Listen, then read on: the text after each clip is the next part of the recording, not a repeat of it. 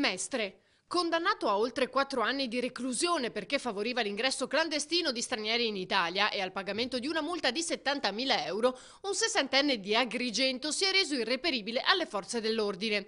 La sua latitanza però ha avuto vita breve perché i carabinieri di Venezia l'hanno arrestato venerdì pomeriggio, grazie ad un maresciallo che nel viaggio da casa all'ufficio ha riconosciuto il sessantenne pedinandolo, anche a bordo di un autobus, fino all'arrivo dei colleghi. Sono in corso ulteriori accertamenti per verificare i collegamenti col territorio veneziano. Cona.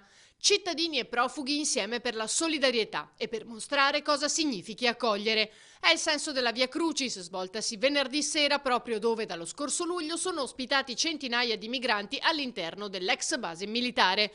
Una cinquantina i cattolici che hanno partecipato. Siamo stati con gli amici della base di Conetta, racconta il parroco Don Stefano, le stesse persone che ogni domenica vengono a messa. È stata un'esperienza positiva. Il dolore non ha colore, il commento del vescovo di Padova, così come la sofferenza e la disperazione. Vogliamo che la parola accoglienza non sia solo una parola vuota, per noi è stato un gesto concreto di amore. Tessera.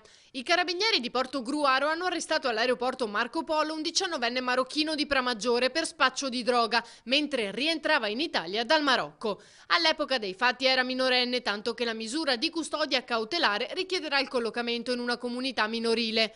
L'attività dei carabinieri è stata il frutto di un prolungato impegno volto a preservare la sicurezza degli ambienti scolastici. Il centro di spaccio del 19enne era a None Veneto, diversi clienti minorenni, tra cui alcuni avviati al consumo di cocaina proprio dallo spacciatore.